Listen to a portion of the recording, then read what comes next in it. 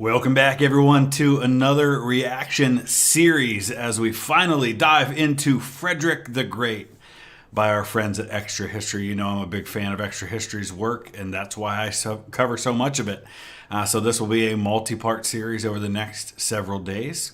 As always, the link is in the description to the original content. I highly recommend that if you haven't already, you watch it. The reason I waited until their series was done, and it's been about a month since the first one came out, I wanted to give a chance for people to see it. I want to make sure those original content creators are getting full credit for their work and people are watching their stuff and not using what I do as a substitute for what they do. We want to encourage content creators like Extra History to keep doing what they're doing. So, glad to support them in any way that I can. Let's go ahead and dive into part one. Fortress of Kustrin, Brandenburg, November 6th, 1730. Frederick, Crown Prince of Brandenburg, Prussia, looks through the bars of his cell windows as soldiers lead his companion, Hans Hermann von Katte, to the mound of sand. Katte is more than his friend. He's the 18-year-old Frederick's confidant, his protector, and some say his lover. And he had tried to save Frederick from his father, the King of Prussia. And Katte would pay. "Please forgive me, dear Katte," Frederick yells in French, the language they both prefer. "In God's..." So yeah, pretty common thing here, and it's really interesting to consider that even the Germans, and these are Germans, are speaking French as their preferred language. And that was for a lot of history, especially on the mainland of Europe, but also in England back in the early centuries of the Plantagenet dynasty.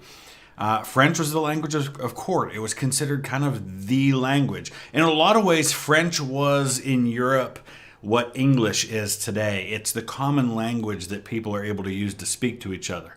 And so, for example, in the American Revolutionary War, which is going to be just a couple of generations after this, you're going to have guys like Alexander Hamilton, who is an English speaker natively, but speaks French because his mother was French Huguenot. And you have a guy like Baron von Steuben, who's coming from Prussia, who doesn't speak English. And so Hamilton, an English speaker, and Steuben, a German speaker, will use French as the language they communicate because they both know how to speak French. "His name, forgive me." "There's nothing to forgive," Katte answers in the same language. "I die for you with joy in my heart." The headsman steps up, revealing his axe. Frederick doesn't want to watch, but two soldiers, acting on his father's orders, grab hold of him and press his face to the bars. Wow. He screams, he fights, the axe raises over Katte's bare neck, and mercifully, the boy who would become Prussia's greatest king faints before he sees it fall.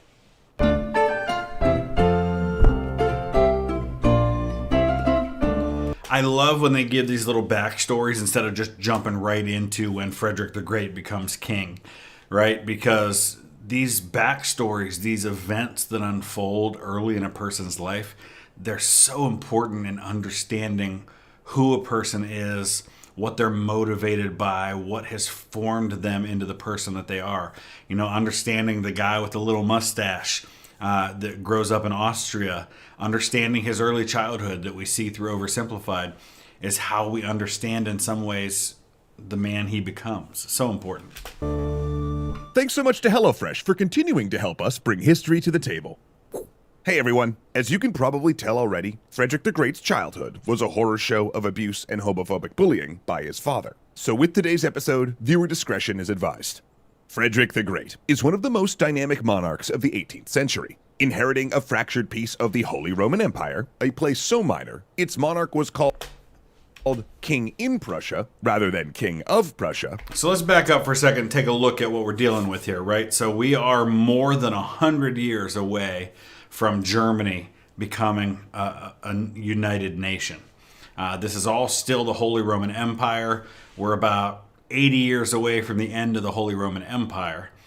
You've got all of these various German states, some of which are very closely allied with each other, others more loosely. You've got different religions, primarily Lutheran by this point, but a lot going on here. And Prussia is not yet the great power that she's going to become a century or more later on, but she's starting to get there, and it's going to be guys like Frederick that make that happen. Place so minor, its monarch was called King in Prussia rather than King of Prussia. He expanded it to a major power. Known as a soldier and a philosopher, his reign simultaneously encompassed refinement and brutality, demonstrating both the splendor and slaughter of the Enlightenment. Yet his first battle was not against the Habsburgs or France, but rather his own dad. Frederick's father, Frederick William, was known as the Soldier King. Living in a sparse militaristic fashion, he despised anything he considered ostentatious or effeminate. In fact, his first act upon becoming the king in Prussia and the Elector of Brandenburg was to sell his own father's jewels, horses, and fine furnishings. So when they say elector in Brandenburg, the electors are people who have a position of being able to vote on who the Holy Roman Emperor will be. So if you're an elector, that's kind of an added bonus to whatever role you have at home. And it's important to note, too, we're speaking in English here, right? So Frederick William in German would be Friedrich Wilhelm. While many German princes used the treasury as their personal party fund, Frederick William instead pursued a conservative economic policy, curtailing state spending and battling corruption, which was a wise thing overall, but many of the unnecessary expenses he eliminated included patronage of the arts, literature, and science. Like, he didn't just defund the Prussian Academy of Sciences, he closed it. But Frederick William did have one pet project: the army. So everything he saved, he poured into defense spending. He also created a new type of military draft, the canton system, that allowed Prussia to be able to recruit and train troops more efficiently and create civilian reservists that could be called upon. So it's interesting because when we think of Prussia, one of the first things that comes to mind is their military and them kind of being this militarist state. But they're not that yet. This is, though, where that's going to start becoming a thing. And that's why we're going to start to see Prussia move ahead of a lot of these other German states, and they're going to become the preeminent military power in all of the German states because of the groundwork that's being laid now. That's going to take some time to see fruition. In that way, he doubled the size of the Prussian military to 76,000 men, making it the fourth largest army in Europe, roughly the same as that of France, which had 10 times Prussia's population. Oh, did this guy love the army. He dressed as a military officer, held meetings in rooms where he could watch troops drilling out his window, and in an additional extreme, drafted the tallest men in the Holy Roman Empire into a special unit of giants. In fact, his council was so full of soldiers swilling beer and... And why does that matter? Because if you see a unit full of all of these giants, there's no reason that you can't think that maybe all the Prussian soldiers are like that. Smoking foot-long pipes, that it was nicknamed the Tobacco Cabinet, mostly because their meeting room smelt like an airport smoking lounge. He also was prone to violent rages, which got worse as the years went on, and had several medical conditions that kept him in constant pain. In other words, Frederick William projected an air of hypermasculinity, Calvinist piety, and frugal financial habits. And how much of then his anger and his personality are driven by the fact that he's constantly in pain? I mean, think about it. If you're in constant pain, I don't know the details of it. If this goes on and on and on for years, man, you'd be a pretty irritable person anyway.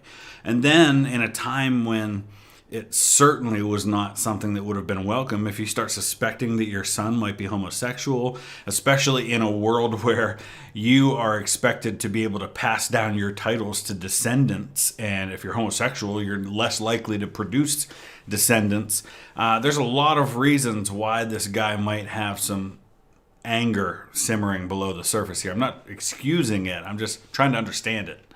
And naturally, he wanted his eldest surviving son, Frederick, nicknamed Fritz, to grow up to be just like him, a hyper-virile religious soldier king, to use the great instrument of Prussian military power that he'd created.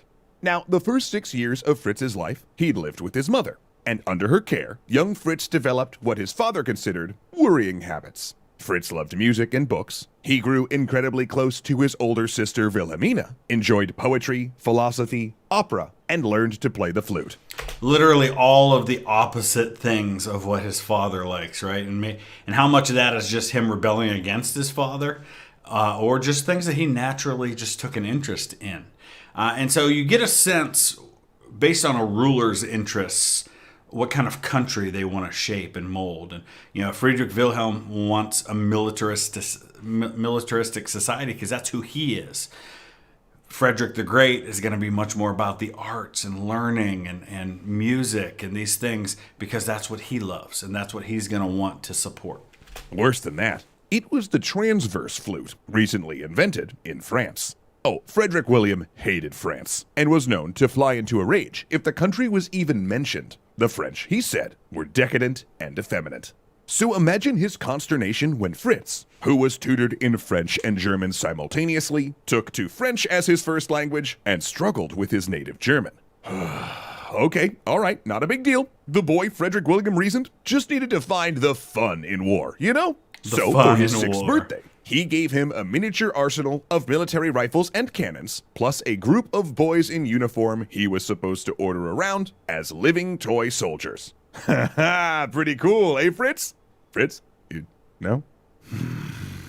It's fine, because Frederick William would soon also shape his son more directly. For as was tradition, the next year when he turned 7, the responsibility for raising and educating Fritz transferred from his mother to his father. As you can imagine, all studies of music, philosophy, and poetry were promptly shut down.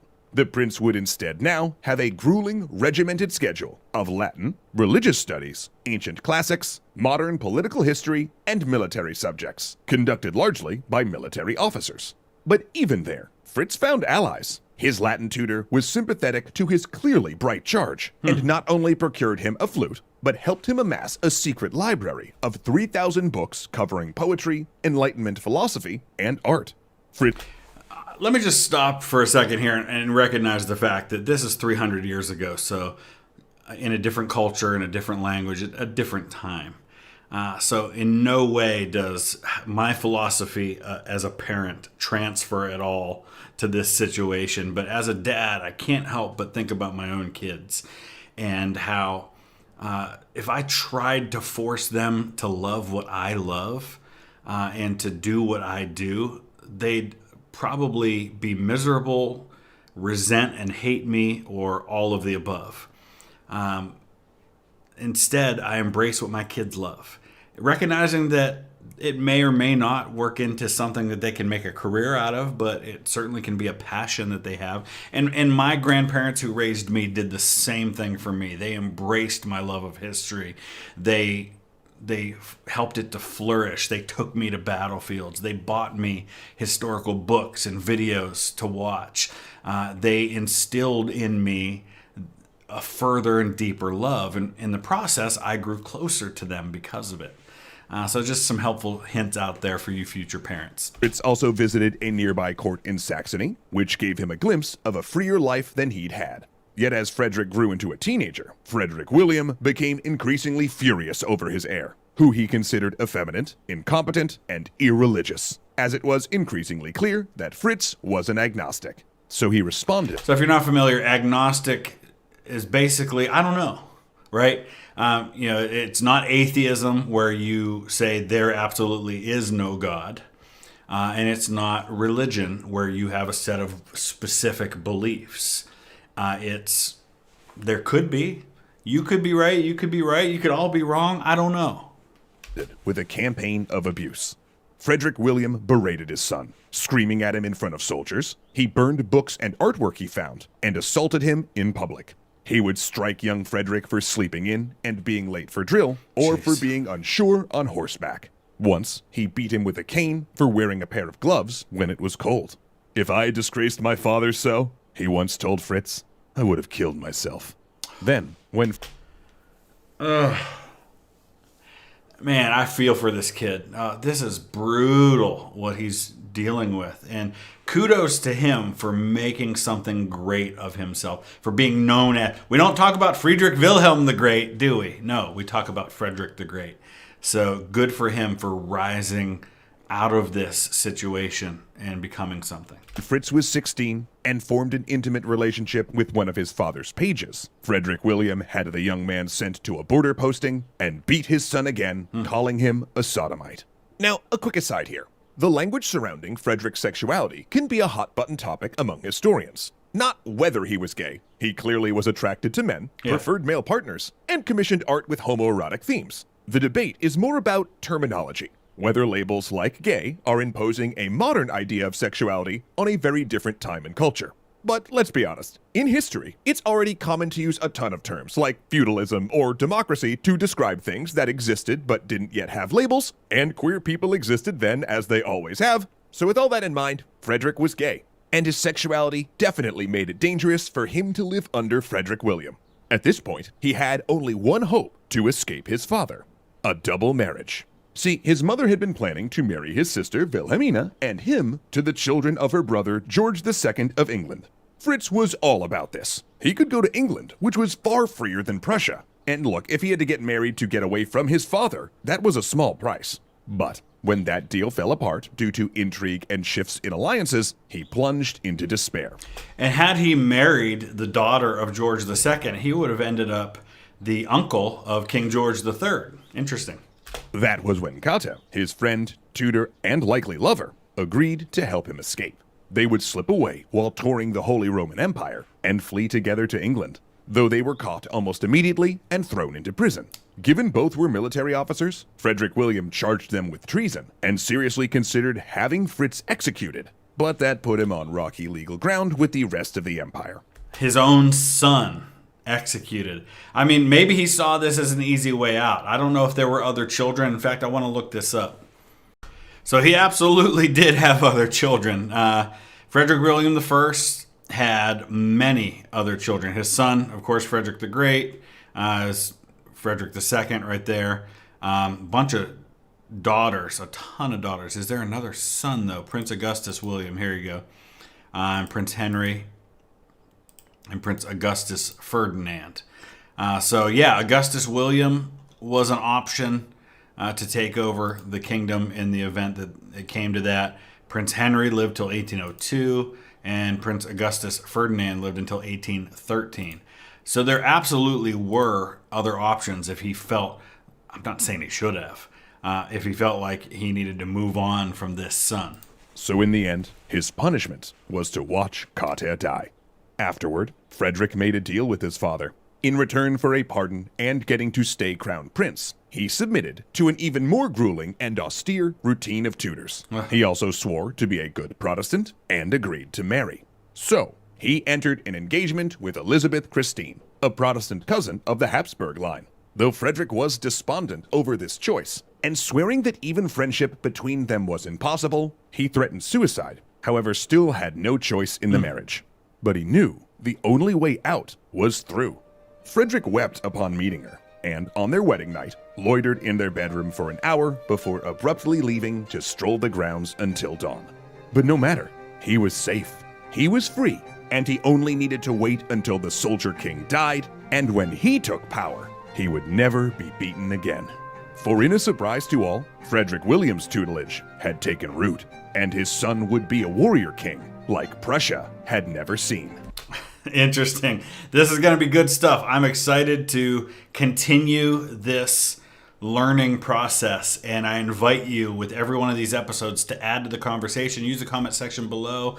If you have questions, if you have comments, observations, things I can address when we come back to the next one tomorrow, I will certainly be glad to do that. And if you want to add, let's just learn together. Use the comment section below. Thanks for watching. Welcome back, everyone, to part 2 of our look at the story of Friedrich der Grosse, Frederick the Great. We dove into this story for the first time yesterday. If you did not see part 1 of my reaction, there's a link in the description that will take you back to that so you can catch up. Also, a link to the original content from Extra History so you can check that out for yourselves. Also, whenever somebody makes a comment or offers a correction in case I maybe make a mistake or get something wrong or there's additional information, I would encourage you anytime you watch one of my videos to check for any pinned comments. If there's a correction that needs to be made or additional information that I need to follow up on, I'll often pin a comment providing that information, and that was the case with yesterday's video. Several of you offered some clarification on a more modern definition of how people view agnosticism versus atheism, so I thank you guys for that. And you can check that out on the previous video. Also, a couple of you pointed out correctly that Frederick the Great is the grandson of King George I of England. So another added layer to that, just how we know that they're all these royal families are related one way or another. But George I of England was Georg of Hanover. He was German by birth. He did not speak English, and it was actually only his great-grandson, King George III, who was the first king in the Hanover dynasty whose first language was English for the kings of England. So interesting tidbit, but let's go ahead and dive into part 2 today, the School of Battle. The Rhine, April 1734. It's the War of Polish Succession, and Frederick, Crown Prince of Prussia, is trying to be the man his father wants him to be. Though court-martialed after his attempted escape to England, he's been restored to military rank in order to gain battlefield experience. But this is not how you run an army. Frederick is embedded with the forces of the Holy Roman Empire, confronting the French under the famed general, Prince Eugene of Savoy. Yet Eugene is a fated hero. He can pass wisdom and experience to Frederick, sure, but he's also 70, frail, and can barely remember his last conversation. He's cautious and defensive, afraid to act. So if I'm looking at this situation and not knowing what happens in this situation, I'm kind of anticipating and guessing. I'm guessing that the fact that you've got a weak, frail, indecisive leader who is past his prime, and you've got someone like Frederick who has a great deal of inherent authority because of who his father is, if he's a leader, he's going to probably see the vacuum in power here, and he's going to step up. And so this is going to create an opportunity not only to be in a situation where he's supposed to be learning, but maybe a situation where he's going to step into a power vacuum. People who are naturally gifted as leaders will tend to do that. And I actually can remember a situation from my own life. I'm someone who tends to like to kind of take the lead if no one else is. I'll fully recognize authority if it exists, but when there's a power vacuum, somebody will tend to step into that. So, for example, when I was on a jury trial several years ago, the first thing we had to do when we went into the jury room to begin deliberations was to choose a foreman for the jury. And everybody's kind of just sitting around staring at each other, and I hate that kind of a vacuum of power. So I stepped up and I just spoke up and said, okay, we need somebody who's willing to be the foreman here. And simply by speaking up like that, people immediately looked to me and thought, well, you should do it. And so we stepped into that. I stepped into that role. So I'm guessing that's what's going to happen here with Frederick. His body was still there, Frederick later observed, but his soul had gone. And the Imperial Army, well, it was weak, disorganized, and fractious. Needed leadership. I could defeat this enemy, Frederick muses, and he would get his chance. For this terrorized prince was about to start a fire that would burn through Europe and the world.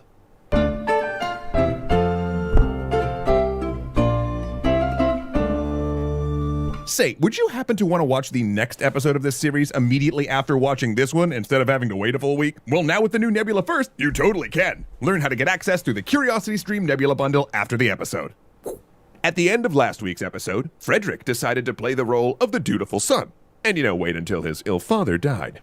He submitted to a new regime of tutors that focused on making him masculine, agreed to marry a woman he detested, and went to war. But a strange thing happened. I'm curious, did he really detest her, or was it just the idea of being married to a woman that he detested? Frederick actually became a pretty good soldier. As colonel of a regiment, he developed a fascination with strategy, battlefield tactics, and leadership. And while he never truly saw any action during the War of Polish Succession, he acquitted himself honorably. When he returned, his father, Frederick William, now confined to a wheelchair by gout, reconciled with his son.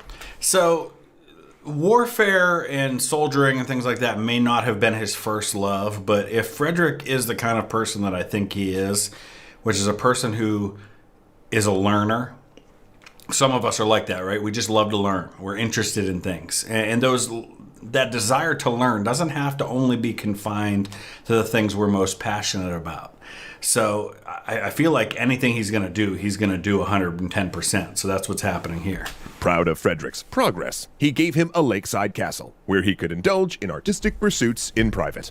Frederick and his wife, Elizabeth Christine, moved in, though in truth he largely kept clear of her. There, he read books, staged plays with friends, played the flute, set up a regular discussion group on military strategy, and recruited architects to expand his new home. It was the happiest time of his life, though he was clandestinely doing something else as well, preparing to become king. See, some of those architects started quietly taking trips on his dime, studying opera houses in Italy and France. He also immersed himself in philosophical writing, producing his first book, The Anti-Machiavel, an idealistic refutation of Machiavelli's The Prince. In the book, Frederick argues in favor of an enlightened absolutist monarch who would provide a moral example to his people and keep them healthy and happy. So he's basically writing what he sees himself capable of, right? He's saying this is what it looks like.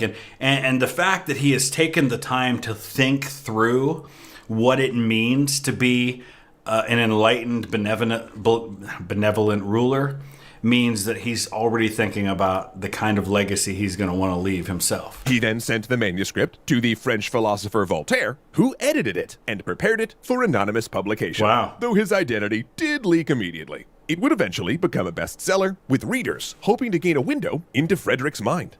This was a really common practice in those days, was for prominent people to write things anonymously or under a pseudonym. This happened often in the U.S. In the early days of the United States, where prominent people in government would write and they would take pseudonyms like a name of some famous Roman orator from thousands of years earlier. So I see that's happening here in Europe as well. And perhaps the greatest insights could be found in a section on the type of wars he considered just. It contains some of the things you'd expect, such as defensive wars or wars of last resort, but also what Frederick called wars of interest. In such a war, a king realizes an enemy is going to declare war on him in the future and preemptively attacks them in order to gain the greatest military advantage. Was Frederick already... The early origins of what will become very prominent in the late early 1900s, the idea of the cult of the offensive, the idea that it's better to have the initiative and to take the attack to the enemy rather than wait to see what he does to you. already considering the moves he'd make during his reign? Well, it's possible. Though by this time, he had become adept at keeping people at a distance, hiding behind a series of masks and personas that sometimes contradicted one another. And more often than not, he adopted the part of a misanthropic loner. Some historians see this as a survival tactic, a response to trauma, and an attempt to hide his sexuality. But it did mean that even for close friends and ministers, it was really difficult to get inside Frederick's head. So it's hard to say exactly how Frederick felt in May of 1740, when he got word that his father was dying. Rushing to the palace in Berlin, they had time for one last talk. And it turned out that while opposite on all else, their political ambitions aligned. Both dreamed of uniting the scattered territories of Brandenburg, Prussia, currently sprinkled through the Holy Roman Empire or embedded with Poland, and both thought their kingdom could be one of the great nations of Europe. Then, on March 31st, 1740, Frederick William died in the arms of the son he'd tormented. But Frederick wasn't left alone. For now, he had the most efficient bureaucracy in Europe, an unmatched recruitment system, an army of 80,000, and an enormous war chest of funds. So, for all the faults they had in their personal relationship, father and son, father has really set son up for success in terms of the nation that he's left to him, the infrastructure that he's left to him, the finances that he's left. And so now it is for Frederick to take that and see what next level he can take that to. An amount his father had amassed by avoiding foreign wars. The Soldier King had, ironically, relied chiefly on clever diplomacy and never fully used the army he'd built. King Frederick II, however, would. But isn't that ironic that the king that starts out as the warlike one presides largely over peace, and the one who didn't really have an affinity for the military early on is going to be the man of war? First, some fun. Frederick's immediate move after his father's death was to build an opera house. He wanted to invest in the arts and sciences, which, ironically enough, his father had defunded so badly that they actually had to borrow soloists from Saxony to sing at his funeral.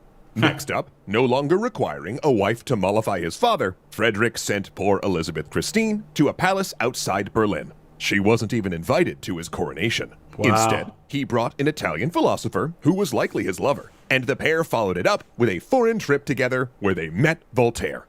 Then, with all of that out of the way, Frederick prepared for a war of interest. October 20th, 1740, Vienna.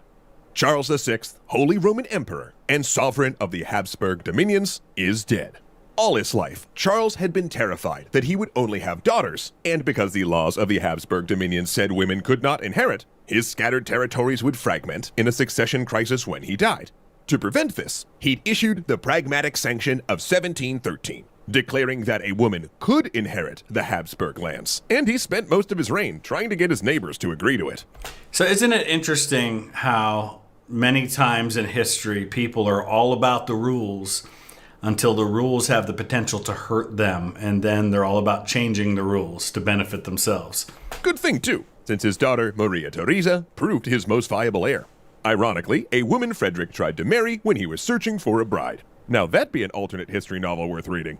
Charles had essentially bankrupted Austria in trying to bribe the great states into accepting the Pragmatic Sanction, a document they immediately backed off of as soon as he was dead. Austria's military was also weakened from a series of major wars, meaning the vultures were circling, seeing what they could pick off the Habsburg corpse. Of course, Austria also had something Frederick wanted: Silesia, a province that made up a third of Austrian revenue and sat right across the border from Brandenburg. But Frederick needed to make his move soon. Wait too long, and Saxony might take Silesia first, blocking Prussian expansion south. In 6 weeks, lightning speed in 18th century standards, Frederick had mobilized his army and crossed the border into Silesia. It was so easy at first, so much so that he could not have imagined that this act would set in motion a chain of events that would bring bloodshed not just to Central Europe, but to places as far away as Senegal, Brazil, India, and the Philippines. A world war. I mean, you have several wars in the coming decades that you really could classify as a world war. You're going to have the 7 Years' War, which is going to involve most of the major powers of Europe and be fought in North America as the French and Indian War. In a lot of ways, the American Revolution is a two-continent war, two-hemisphere war. And, of course, you have the Napoleonic Wars. The First Silesian War and the War of Austrian Succession had begun. Prussian forces were practically unopposed, sweeping up the lightly defended province and taking forts. But Maria Theresa, who would become Frederick's lifelong rival, raised an army and began to oppose him. Isn't it interesting that these two rivals, you've got a almost certainly gay man leading Prussia, and you've got a woman leading Austria at a time when all that Frederick's father was concerned about was the virile, strong, alpha male type. It's pretty ironic. And so, Frederick II fought in his first battle. Mollwitz, April 10th, 1741. As the Austrian cavalry comes at his right flank, Frederick realizes his mistake. He'd tried to run this battle like an exercise, like he was drilling troops. When they'd come upon the Austrians, they could have simply charged into the smaller, unready army, but instead, he'd formed up, putting his grenadiers between his cavalry like the great Swedish king Gustavus Adolphus did in the 30 Years' War, a formation that would let the infantry murder cavalry with shots before his own mounted troops could countercharge. A battle plan out of a history book. It isn't working.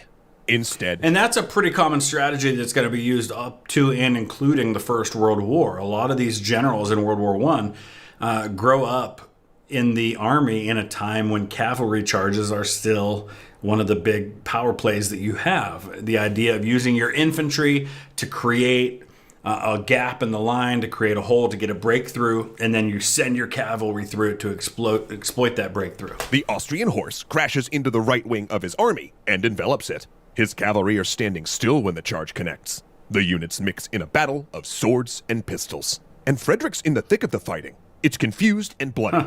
There's driving snow and fog, and both sides have white uniforms. The Prussian infantry and artillery keeps firing into their own ranks, mistaking comrades for the enemy, and the Prussian cavalry are starting to rout. Gustavus Adolphus, he thinks. Oh God, this is how Gustavus Adolphus died, mixed with the enemy, lost in fog. Suddenly, a man grabs his reins. It's his general. He tells Frederick to flee the field. The battle seems lost, and if he falls, Prussia will too, for he has no heir. So Frederick turns his great charger and bolts toward the nearest He technically does have an heir. It would be his brother, and eventually it'll actually be one of his nephews, I believe, who will inherit the throne. town. And he doesn't see that behind him, while his cavalry has broken, the well-drilled Prussian infantry starts to move across the field like solid walls, firing in steady volleys, driving off the Austrian cavalry attack. It is Frederick's first battle, and he's running away. But his infantry, the great gift from his father, will stand and fight. Oh man, Zoe, what a... Interesting. So I'm curious to see how this is going to go. I didn't realize how heavily involved Frederick is going to get. I mean, I knew there were wars that were happening, but I didn't know how much he was right on the front lines in some of these battles that were happening. So I'm curious to see where the story goes from here. We will be back with part 3 tomorrow. Definitely make sure you check it out. Thanks for watching. Welcome back, everyone, as we continue our look at this fascinating story of Frederick the Great. This is episode 3 from Extra History. If you haven't seen the first 2 episodes of my reaction, link is in the description. That'll take you back to the beginning. The link is there for the original content as well. We always want to support our original content creators. And speaking of original content, I do have a lot of original content of my own, particularly my visits to historic sites, not only here in the States, but around the world. I've got another upcoming trip, a couple of upcoming trips in the works that I'll be announcing soon. But if you want to be able to see my original content without it getting mixed in with all of the reaction videos that we do here on Vlogging Through History, there is, in every video that I post, we have links to my other channels. My gaming channel, which I've been back to posting daily content on the gaming channel. And then VTH Originals is where you will find all of my original content. It tends to lag a little behind what I post here on Vlogging Through History, but it's a great place to see only my original content without all of the other stuff. So I encourage you to check those other channels out. The podcast link is there. VTH Extra is there as well. So check those things out. But for now, let's dive into part 3 of Frederick the Great. April 11th, 1741. It's the morning after the Battle of Mollwitz. Frederick has had his first victory, and he's not happy about it. See, his general had told him to flee, that his army was about to be destroyed, so he had done so. Yet then that same general had turned the battle around and delivered victory. Meanwhile, Frederick had wandered in the dark, nearly being captured and hiding in a house until morning. He was embarrassed, but he had learned a great deal. Mollwitz would be his school. So yeah, it's important to have those learning opportunities. And you know, in most cases, a military leader would get those learning opportunities by serving under other people and being able to learn, to grow, to rise through the ranks. But for many folks, especially in royalty or in some form of nobility, because remember, this is a time in history where it wasn't always about merit. You didn't start out as a lieutenant and work your way up to be a general. Typically, you had the role that you had because of who you were. I know in the British government, British Army, it was very common to be able to purchase a commission. But then you have in the 1600s during the English Civil War, you have kind of the first signs of a merit-based system.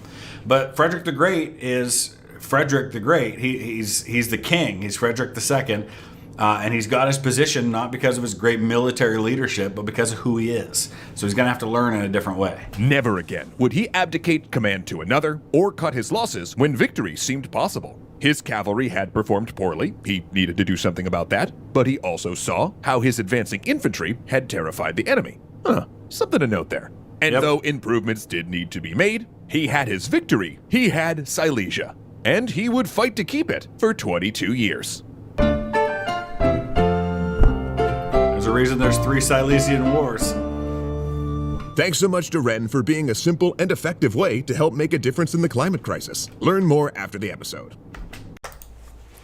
Frederick's invasion of Silesia, on the thinnest pretenses and without even a formal declaration of war, catapulted him to international stardom. Across Europe, people scrambled to learn all they could about this rash and dynamic young king. How had a nothing power like Prussia, a scattershot part of the Holy Roman Empire, caught the mighty Habsburgs napping? That's a really good point he makes there, because we think, with the hindsight that we have now looking back from the year 2023, we think of Prussia as this great military power that dominates the German states and eventually is instrumental in not only defeating mighty France in the Franco-Prussian War, but also defeating Austria and defeating Denmark and uniting Germany as this great power. But this is before all of that. So we have to keep that in mind as far as context goes. Sales of his book, The Anti-Machiavel, shot up, and his correspondence with Voltaire, written on both sides with the intention that it be shared, circulated among philosophers. When Frederick had invaded, he told his ministers that he wanted to see his name in the gazettes, and boy did he get that. But in truth, this was not all about Frederick's enormous ego. It was also about putting Prussia on the map. When he came to the throne, Prussia was neither a fully independent kingdom nor a state in the Holy Roman Empire. It existed in the shadowland in between. The soil was sandy and poor, its territory separated, and the population only numbered 2.2 million. 2.2 million at a time when some of the great powers have, 10, 20 times that many people. And again, he makes another point that the fractured nature of the Holy Roman Empire and of the German states means that some of his territory exists within the Holy Roman Empire, some of it is not. And so there's all these layers and complex, avenues through which diplomacy needs to take place. And he wants to eliminate all of that. He wants to just make it Prussia, all united, all connected as far as the map goes, but also connected ideologically and politically. Meaning, forget a superpower like Habsburg Austria. Before the war, Prussia's biggest rival was neighboring Saxony. Yet by invading Silesia, he announced that Prussia was attempting to join the great nations of Europe. This wasn't some German state. This was a kingdom. But despite his boldness crossing the border, when he entered Silesia, most of Europe assumed Austria would crush this upstart. But then Mollwitz proved them wrong and changed everything. It exposed Austria's weakness. And if you've ever watched any of our episodes on the Siege of Vienna, or Jewish pirates, or the 30 Years' War, you'd know that about 80% of Europe at this time was spoiling to take a swing at the Habsburgs. Yeah, true. Great point. Austria exists for hundreds and hundreds of years, and they're always this big player on the world stage, right? But when it comes right down to it, they're like a paper tiger almost, right? It seems like everybody always thought of them as strong, but whenever they actually fought, whenever they actually got into a situation where they had to prove how strong they were, if they fought by themselves, they typically lost. And when they did win, it was only because they had great allies and other people who came to their aid, or other people who fought alongside them. You don't think of a lot of situations where Austria does what, say, France does or what Germany does, where they take on multiple powers by themselves and win at times. Many in Europe, including Frederick, also fundamentally hated the idea of Maria Theresa, a woman heading one of the great powers. Not only did they not want her ruling Austria, they also wanted to break the tradition of the Habsburg line automatically being elected Holy Roman Emperor. Of course, in this case, a woman couldn't legally be elected, but Maria was pushing for her husband's election. So, sensing weakness after Mollwitz, France, Spain, Bavaria, and Saxony pounced. And thus, the First Silesian War became merely a part of the much wider War of Austrian Succession.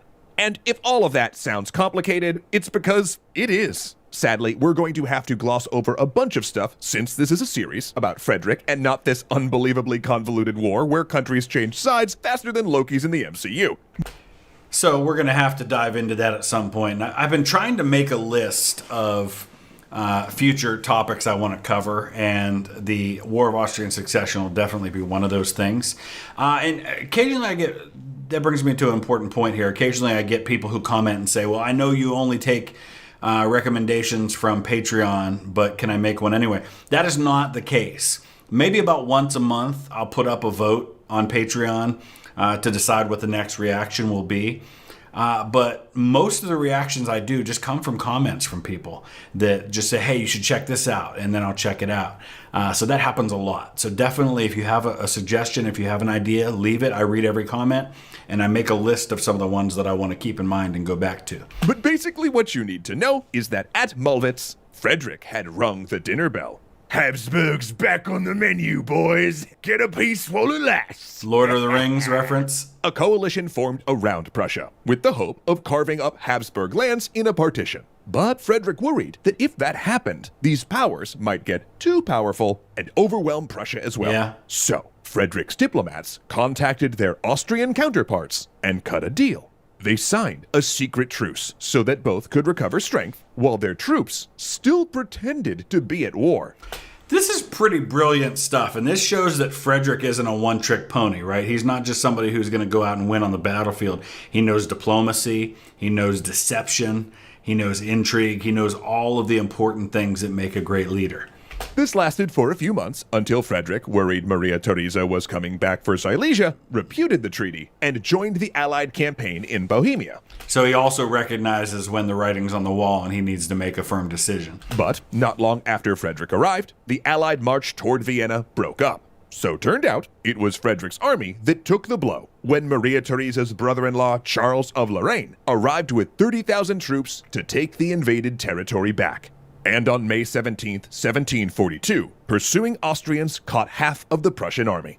Dug in around a village to meet the Austrian attack, they were instructed to hold until the king's part of the army could arrive and take direct command. Frederick was not about to let a mere general steal his thunder again, okay? But once he arrived, it was still a confused engagement. Frederick drove off the Austrian cavalry with a mounted charge backed by artillery, but it was a dry summer day, and soon, huge banks of dust obscured any vision of the battlefield. Central command broke down. Cavalry on both sides got lost, then quit the battle to pillage the enemy baggage trains. It then became a house-to-house brawl of infantry and artillery through the burning town that only ended when Frederick led a huge square of 24 battalions into the Austrian flank. So, to go back a second ago where he talked about the looting, I don't know how much that was the case during this particular war, but for a lot of the wars of the middle part, the 14, 15, 1600s, the middle part of that millennia, the men didn't get paid particularly well, if they got paid at all, in the lower ranks. And so looting became a way to make war profitable for them, to make it worth all of the effort and the blood, sweat, and tears and time that they put in to being a part of these armies. Now, while technically a draw, the Austrians abandoned the field, giving Frederick the victory. Not to mention, diplomatically, he also won out. So what we're talking about there, if you're saying it's technically a draw, but it's kind of a victory for him, what we're talking about is a tactical draw. And in other words, on that specific battlefield, it was a draw. There was nobody who won. But strategically, the overall situation, it's a victory. Great example of this, the American Civil War. The Battle of Antietam was tactically a draw. Nobody won the Battle of Antietam, but the fact that Robert E. Lee's army had to abandon its invasion of the North and retreat back into Virginia meant that strategically it was a victory. For when the British pushed both parties to the negotiating table, Frederick once again was allowed to keep almost all of Silesia. 2 months later, the First Silesian War was over. Yet he knew this was a temporary peace, and that there was work to do. While the Prussian infantry was solid, the cavalry had performed poorly in both battles. So he went about restructuring and reforming his cavalry forces to be more disciplined and aggressive, so they'd serve him better when Maria Theresa came for her captured province. Oh, and she was going to. In fact, Maria Theresa had flipped the script.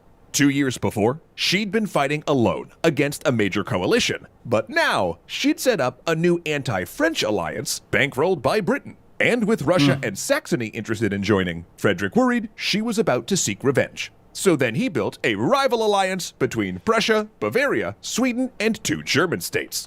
So what we're seeing here is kind of a preview of the wars to come, right?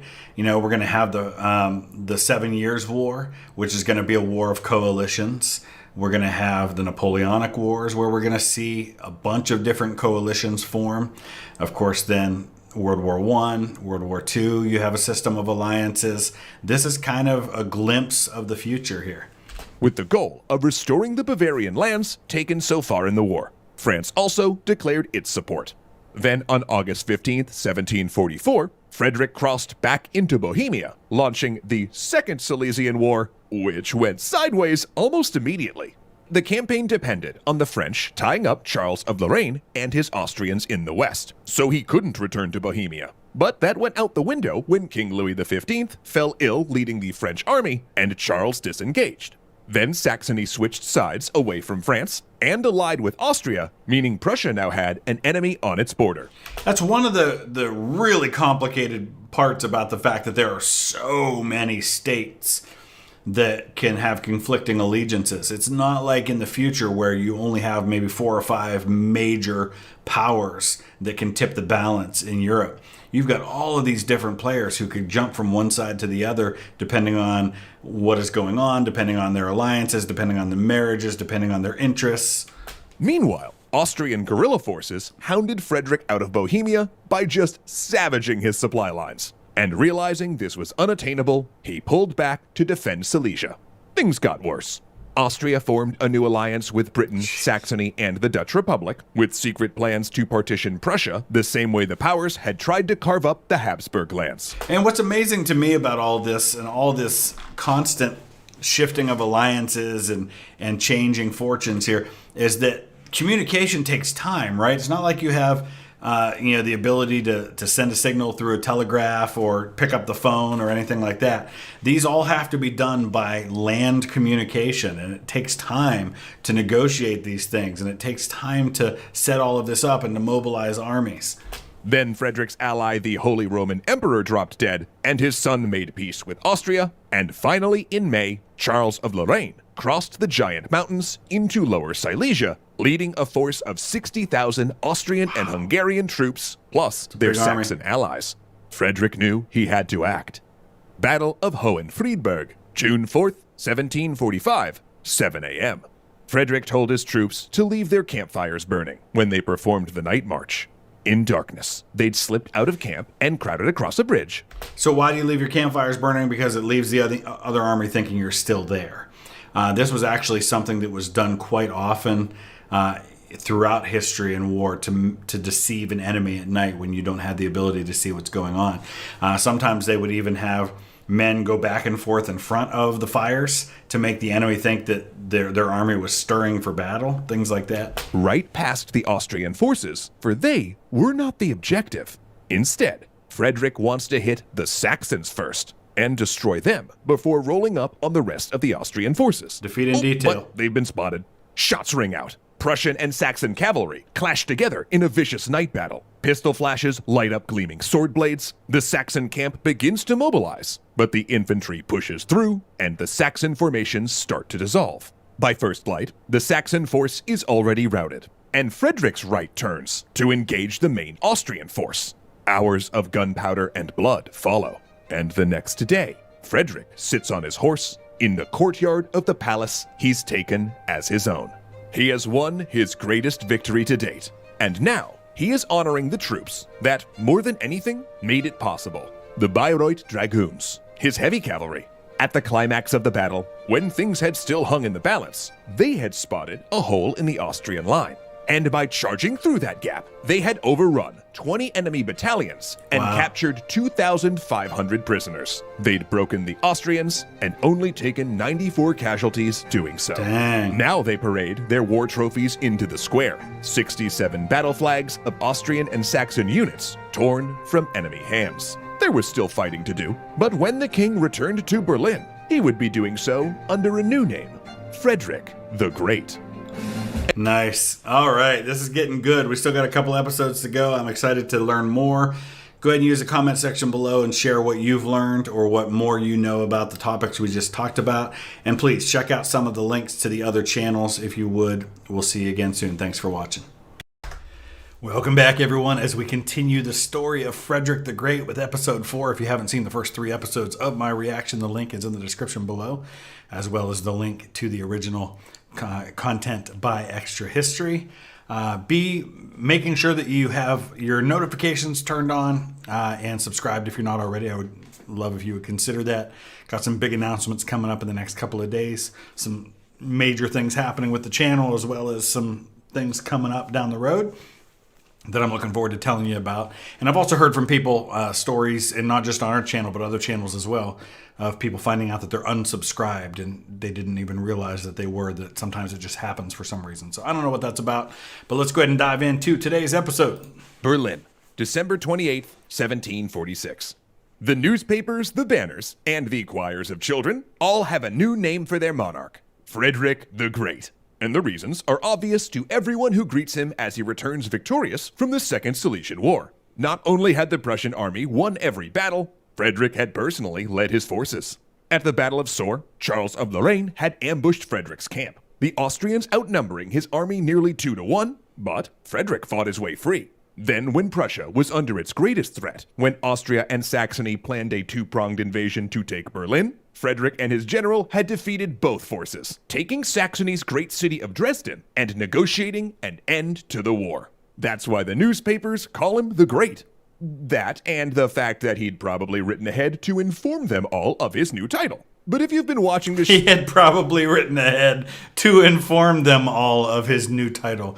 Listen, we know from the beginning of this story that Frederick had some pretty significant trauma in his childhood that would have probably messed a lot of us up.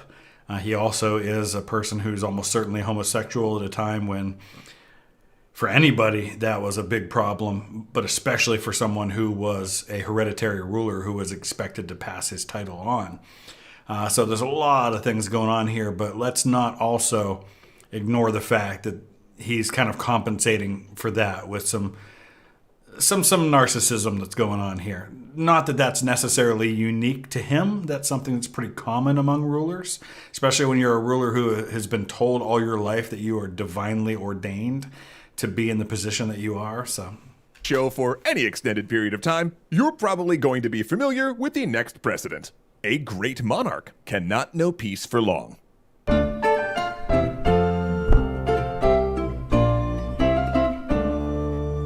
Do you want to see the next episode of this series immediately after watching this one instead of having to wait a full week? Well, now with the new Nebula First, you totally can. Learn how after the episode. Victory in the First and Second Silesian Wars secured Prussia's reputation as a rising power, and Frederick as a man to be reckoned with. It also bought him a decade of peace and splendor that could be attributed to not only his battlefield skill, but also two of his tenets when it came to warfare. And a decade of peace, it doesn't sound like very long in the grand scheme of things, but think about how rare that's been in European history. I mean, just going back to, I guess there's not really a time you can go back to where there isn't significant warfare happening in Europe. But just thinking around his time, you're talking about, we mentioned this already, you've got 30 Years' War, and there's an 80 Years' War, and you've got the Great Northern War, and so you've constantly got shifting alliances and fighting and people conquering territories and consolidating empires. And after this, we're going to have the 7 Years' War, and we're going to have the Napoleonic Wars, and just on and on and on it goes. The first was that Frederick believed over all else in the power of military speed. He who got his army out and able to act first won. And the best way to lose a conflict was to draw it out. He knew the Prussian army couldn't remain effective indefinitely, so his wars needed a quick conclusion. This mindset is a common one too, and this is one of the reasons why when you get to World War I, which granted is still a ways off, almost 200 years away, but when you get to World War I and you have a war that doesn't go that way, right? Think of the Franco-Prussian War in 1871, right? 1870-71. It's a pretty quick war. Germany comes in, they take Paris pretty quickly. There's some fighting that goes on, but pretty much it's a couple of battles and boom, the war's over. That's the attitude that they had, was that this is how it was going to be done. Napoleon fights a few battles and wins most of his wars of the coalition. Then, of course, Spain gets bogged down and Russia gets bogged down, and so it eventually doesn't go that way. But you want to avoid long, protracted wars if at all possible, especially in a time when most men die of disease rather than on the battlefield. And the second reason was that while Frederick was good at war, he didn't like it. Even his mentor, Eugene of Savoy, had commented on this when Frederick was a young officer, and he meant it as a compliment. Frederick wasn't bloodthirsty. Frankly, he'd rather be at the new summer home he'd built in Potsdam, which he'd given the French name of Sans Souci, or... So, Curious to know if you can relate to that. I certainly can. To be good at something, but you don't like it.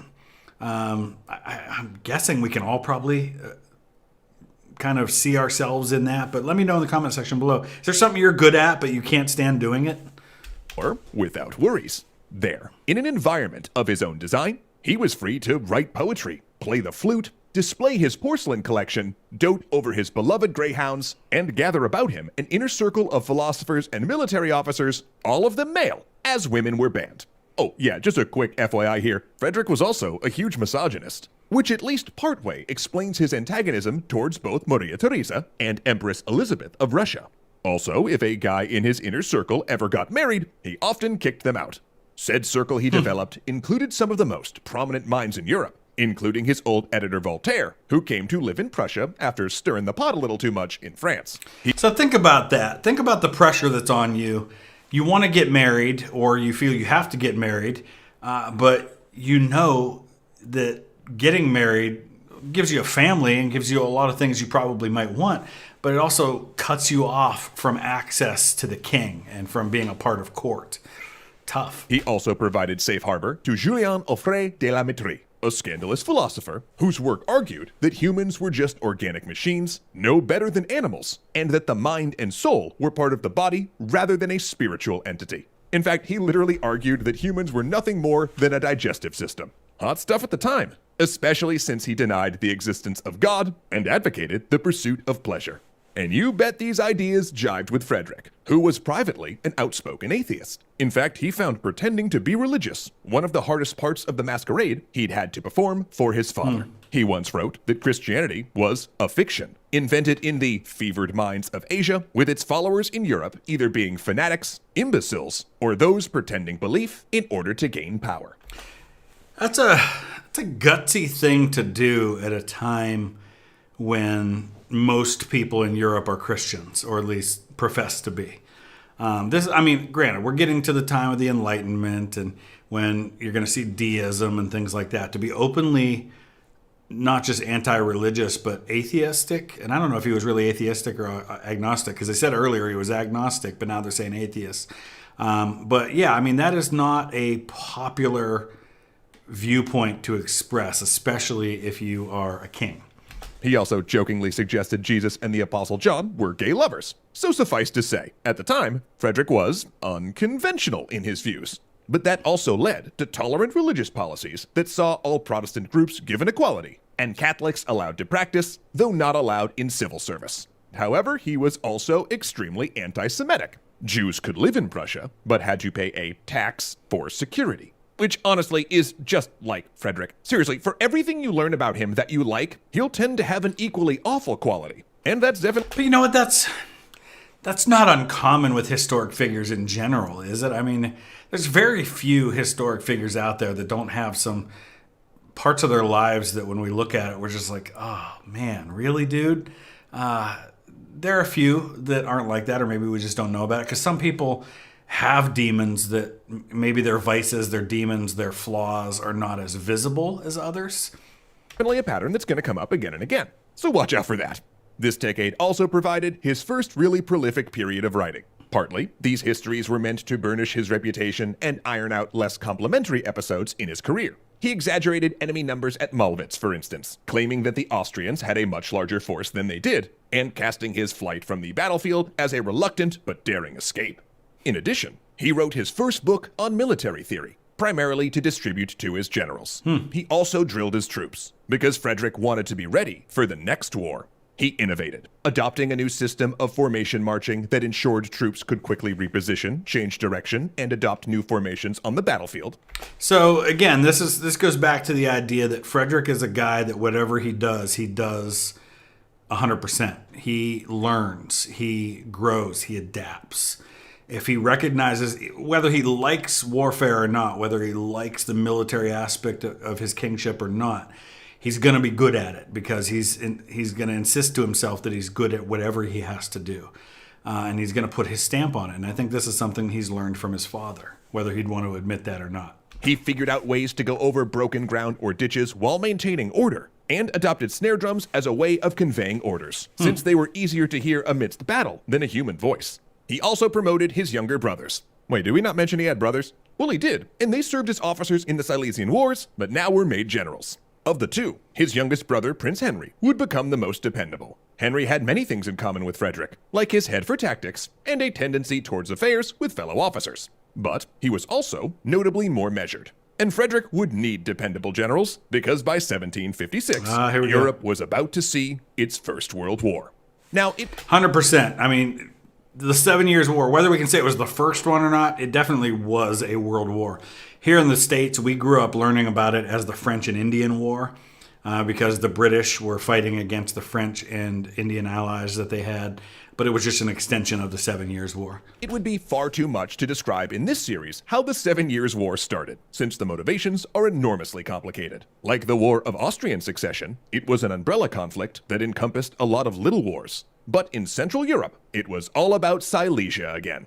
See, when Frederick took Silesia, the Protestant state of Brandenburg, Prussia, essentially announced itself as a challenger to Catholic Austria, which had held sway over the Holy Roman Empire for centuries. Worse, it gave Prussia a border right on Bohemia, meaning Prussia could invade Austrian lands at will. And Bohemia today is roughly Czech Republic, or Czechia as they call it now. Austria needed Silesia back, and Prussia crushed. So, through a series of both public and secret diplomatic agreements, Maria Theresa had entered defensive alliances with both Russia and Saxony to support each other in case of Prussian aggression, then decimate Brandenburg, Prussia, and partition it amongst themselves. Frederick, for his part, had his eye on Saxony and Polish West Prussia. Why does that matter? It unites all of this territory, right? That's the goal here, is you've got all these kind of scattered territories and you're trying to unite it all. And of course, then just aesthetically speaking, it makes sense to grab some of Western Poland too at that point. The conquest of which could link up his broken territories. But for all of his supposed genius, he badly bungled his diplomacy. What protected him from the Austro-Russian alliance was the support of France. But he also pursued and signed an alliance with its rival, Britain, promising not to attack the British royal family's German possessions of Hanover. Remember, King George II, beginning with his father, King George I, they are the Hanoverian dynasty. They are the rulers of Hanover, who happen to be the nearest Protestant people in line to the throne. So everybody who was Catholic got bypassed in the line of succession after Queen Anne died. And so it goes all the way over to Sophia, who is the Electress of Hanover, and then her title passes to her son, Georg Ludwig I, and then through them. The Hanover dynasty technically goes all the way through until you get to Edward VII, who would be the first king of what we know today as the House of Windsor. In exchange for Britain funding Frederick in case of war. But that agreement blew up the balance of diplomacy in Europe. So much so that it's now known as the Diplomatic Revolution of 1756. France became furious with Frederick for allying with its enemy Britain, leaving France isolated without any allies in Europe. And this wasn't the first time he'd screwed them over diplomatically either. There had been that secret truce with Austria during the First Silesian War, then making a separate peace with Austria and dropping out of the Second Silesian. Nice. The Simpsons meme. I had a feeling that's where that was going. Listen, he's going to do what's best for him and for his nation. And he doesn't care who he uses to get it, who he is going to deceive, manipulate, pit against other people. This is all about making Prussia stronger and doing what's best for Prussia. In war. So, yeah, you could hardly blame France when they dropped Frederick as an ally and aligned with Austria. And the Russians, furious with the British having simultaneously negotiated a peace with them and their enemy Prussia, also pledged troops to Austria. This was a massive realignment of powers, and everyone started preparing for war. Frederick... And they're all thinking, how are we going to divvy up Prussia? Who's going to get what pieces? We're going to just basically tear apart Frederick's kingdom, and he's going to have nothing left. Being this, true to form, decided to strike first. And on August 26, 1756, he led his troops into Saxony. But this would not be Silesia all over again. Frederick blundered his way into an ambush in the fog, his troops raked by fire of hidden artillery and infantry. In a confused engagement, his cavalry charged twice without orders, and he accidentally fired on his own troops. While able to later spin it as a victory, the Austrians left the battlefield He didn't lose, he merely failed to win. since they only wanted to halt Frederick. It was in reality a narrow defeat. "These are not the same Austrians," his officers muttered. Turns out, the enemy had been training too. Though he managed to capture Saxony, as was his plan, and impress their military into his own, but he did have to wait until winter ended to attack Prague, hoping to capture it and then march on Vienna.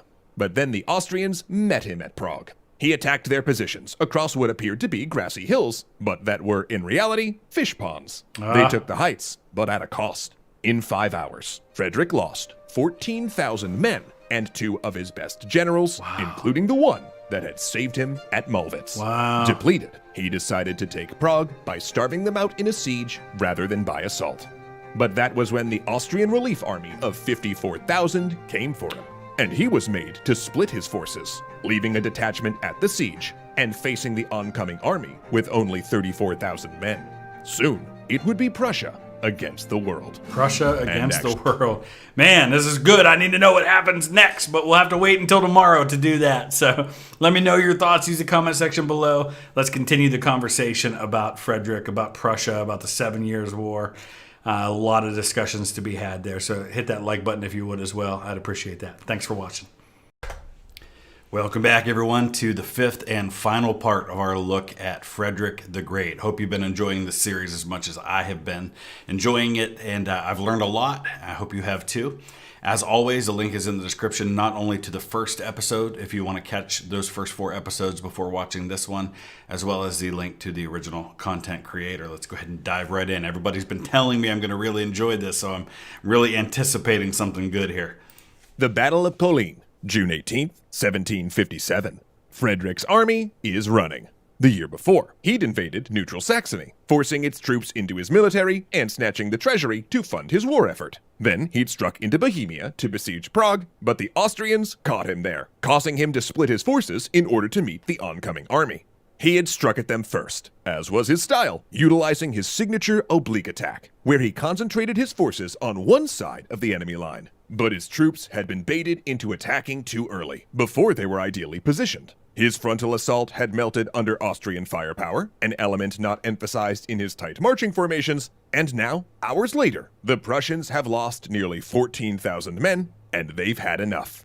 So, we've been talking a lot through this series about how the general attitude was that attacking is almost always going to be better. And so if you know that, if you know that that's the attitude that your enemy is likely to have, then it seems to make sense that if you can goad him into attacking, you can create an advantageous position for yourself by drawing him out and drawing him into what he thinks is a solid situation, but maybe very one-sided.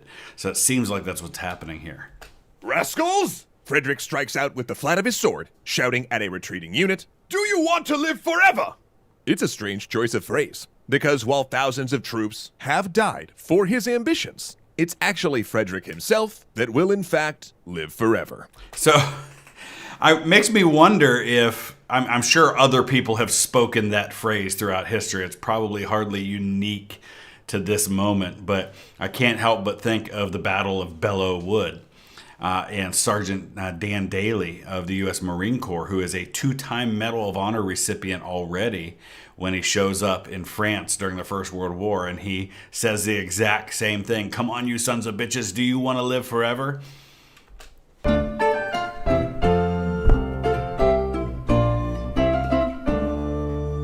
Thanks so much to Ground News for supporting today's historical tale.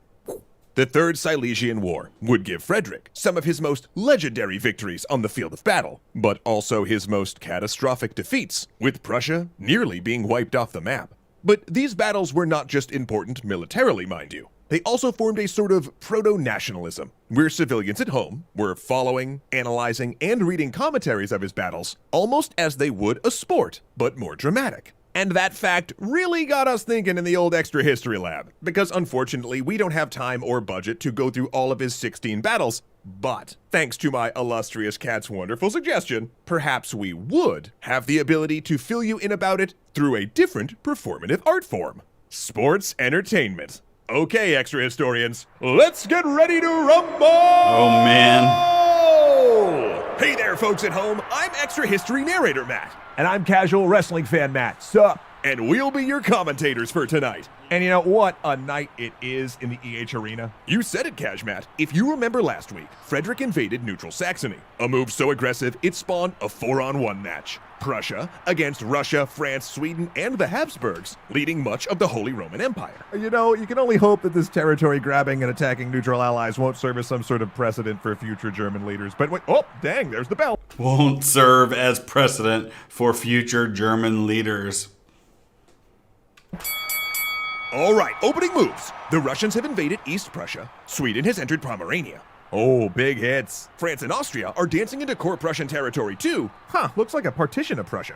Oh my! Frederick has smashed into the French army double his size. 10,000 French casualties to only 1,000 Prussian. Wow, that's cool. Yeah, This they is knocked cool. them right out of the ring. Looks like now they're hanging back outside the ropes. But wait, Frederick's dashed over to the Austrians in Silesia now. Again, a force twice his size. Is he jabbing at their left side? Oh, sucker punch from the right. Oh, that is a third of Austrian forces gone.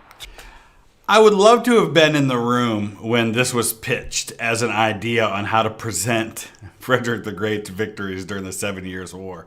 2 major victories in 1 month. That is impressive. But Russia's entered Brandenburg. Looks like Fritz is fighting them off, but... Oh, we were expecting this. Here come the Austrians. Oh, surprise attack! Frederick loses 30% of his army in a strategic blunder. And there is the bell. Time to pause for winner. Indeed, indeed. What do you think so far, Kazmat? Well, I'm going to tell you, I think it's still too close to call, but Frederick has one huge advantage in my opinion. 3 important words: unity of command. His enemies have to negotiate strategy and coordinate movements between them, communicating with capitals as far away as Moscow, blah, blah, blah, blah, blah. So we talk about this all the time. This seems to be a common theme we talk about, particularly when we're dealing with European wars. Talking about it with the Napoleonic Wars. We talk about it with the First World War. It's going to be an issue in the Second World War. Is when you have multiple allies who are in a coalition force, there's going to be egos involved, and there's going to be arguments about who should be in command. First World War, is it going to be the British in command of their own troops, or are they going to be under the French command? How's that going to work? They figure that out by the Second World War by putting everybody in Europe under Dwight D. Eisenhower, because they needed that unity of command to be able to take on a force like Germany, who's all under one commander. So the same thing's happening here, and this is a constant issue you have to deal with coalition forces, which is why so often someone like Napoleon, someone like Frederick the Great can take on a coalition of multiple nations, which in theory should be much stronger. He can exploit those weaknesses. Wow, but if Frederick gets an idea, he just gets to do it, because he is both king and battlefield general, and that is invaluable. Oh, but that's a disadvantage too. I mean, look at Hokier. A regular general wouldn't have made that mistake. But since he's king, he doesn't have to listen to his generals. Not to mention his experience at Mollwitz means he keeps fighting when he should really cut his losses. Fair. But you know what? I tell you who he should listen to is his brother, Henry. That kid is a much more careful general overall, and dude's undefeated, right? Frederick's lost half his battles? Oh, wait, hate to cut you off, Cash, but it looks like Frederick's talking to the fight doctor about how to overdose on opium if things get worse. Can we get a mic down there? Okay, how you feeling, Fritz? Fortune has it in for me. Fate, she is a woman, and I am not in that way inclined. Let's go. Well, all right. Coming out strong in round 2, I guess. Whoops, speak of the devil, there's that bell. Man, they are really on him now. Oh, Berlin is open for the taking. Oh, but wait a minute. Russia and Austria seem to be arguing. They're withdrawing? Boom! Frederick scores a major hit against Austria. Man, though, these fighters, they look exhausted. I don't know how much longer they're going to be able to keep this up. I mean, Prussia's army is down to 60,000 men, and the Russians are in Berlin? Yeah, well, this might be the end for... Oh my god, Empress Elizabeth of Russia has just collapsed.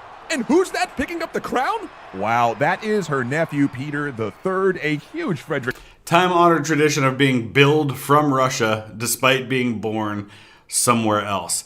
This is true for, so many countries. It's not just Russia. Russia is very much a German dynasty as well, just like the British are. And it's not just the Hanover dynasty, right? Queen Victoria, who is the last monarch of the Hanover dynasty, she marries a German prince, Prince Albert. So then the line continues to be German after that. And even now, the house there in Russia, the Romanovs, a lot of that goes back to Germany. Look at Catherine the Great. She was born in what is today Poland, but she was basically Prussian. A lot of that going on. Frederick fanboy. I even hear he dresses up as Frederick sometimes. That's weird. Yep, Peter III's a weird dude, man. Well, he switched sides, withdrawing Russian troops from Berlin and giving back East Prussia. This is one of those moments, right? Think about how differently things go if the Empress doesn't die. If the Russians continue to be on the side of the coalition against Prussia. Does Prussia ever become a major power? Does Germany ever even exist as we know it today? All because of how and when someone died. Is a miracle. Frederick's made peace with Sweden as well, and now can focus on Austria. Oh man, what a reversal. I mean, now a Prussian-Russian alliance will do— But wait, here comes Empress Catherine with a folding chair. Peter III is deposed. What a slobber knocker! And now she's throwing up the deuces. Russia is out of the war. Wow, what a great move from Catherine. Oh, wow, true that, my friend. I think we're going to be hearing more from her in the future. I think we're going to be hearing more from her. By the way, if you haven't already seen, we did do the reaction series to the Catherine the Great videos, so I'll put a link up in the on the screen at the end of the video. Now it looks like the ref is bringing out the negotiating table. Oh, yeah, there it is. That is the end. There is the bell. And 7 years of war in Europe has ended. Indeed. Tens of thousands dead to affirm that. Check here. Oh, yeah, all the borders go back to where they were before the war. Well, that was pointless. Night, folks. So the main changes that happen then, of course, are in North America, where you basically see France losing most of their North American territories. They're eventually going to get Louisiana back from Spain, but then they're going to turn around and sell it to the United States. Man, I wish I was taught history via wrestling in school. Where were we? Oh, yeah. Prussia survived with its conquests intact, but barely. Plus, Frederick was in no less danger. He'd had 6 horses shot out from under him during the war, Wow. and the years of campaigning had aged him. Shaken by how close he'd come to ruin, Oh Frederick no, don't show him in a chair, because he dies in a chair. would avoid war for the rest of his reign. And, you know, I kind of hate that we're saying it like that, the rest of his reign, because Frederick actually did so much domestically, but it is hard to balance that story amid his battles. Frederick's rule was one of centralization. As an enlightened absolutist, he believed a strong monarch was necessary to push forward Enlightenment ideals in government policy. So some of you have commented and said, is that really not an oxymoron to say an enlightened absolutist monarch?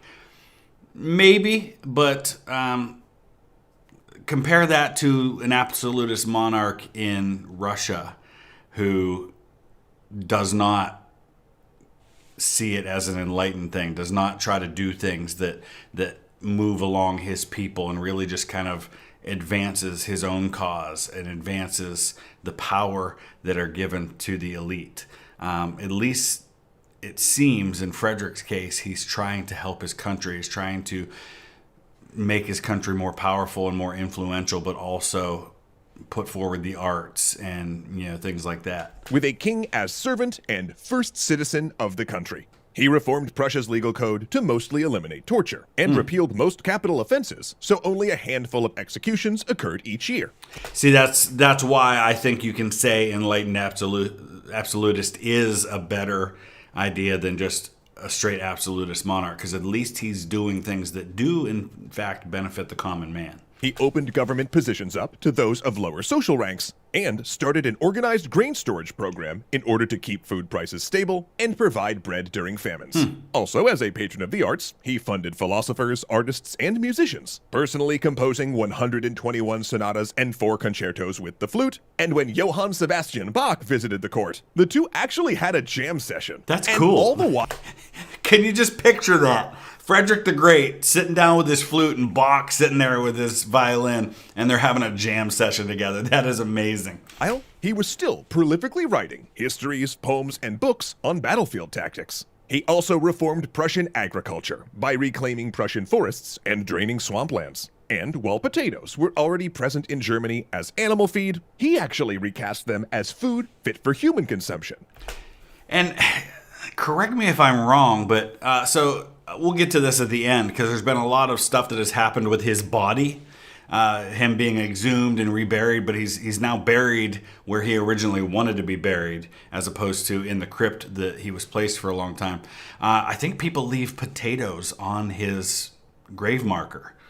Convincing Prussians that they were valuable by sending royal guards to stand around potato fields. Then, in 1772, in one of his most notorious and consequential actions, he managed to avoid a renewed war with the Habsburgs by proposing that Prussia, Austria, and Russia carve up Poland between them, each taking a large piece. Where will we hear that again? Hey, let's share Poland. Germany and Russia, Germany and the Soviet Union in 1939. Now, there was, of course, no justification for this action, which was against the will of the vast majority of my own ancestors, but in doing so, he did gain the Poland-held province of West Prussia, finally making him the king of Prussia rather than king in Prussia, and uniting his expanded territory. Frederick had no children, for obvious reasons, having spent most of his later life with his personal valet, who had a bedroom next to his. And when he died in 1786, at the age of 74, his kingdom went to his nephew, and his body went into a vault next to his abusive father, even though he specifically requested to be buried at Sanssouci, next to his greyhounds. In death, Frederick left an odd legacy, since his contradictory personality meant people could read whatever they wanted into him. And as we said before, that's true of most historical figures. We do such a disservice to history when we try to see everything as black and white, and we don't see the nuance and the complexity in individuals. Everyone is complicated. Everyone has aspects of their lives that when we look at them, they appear to be contradictory to their own principles and contradictory to other decisions that they make.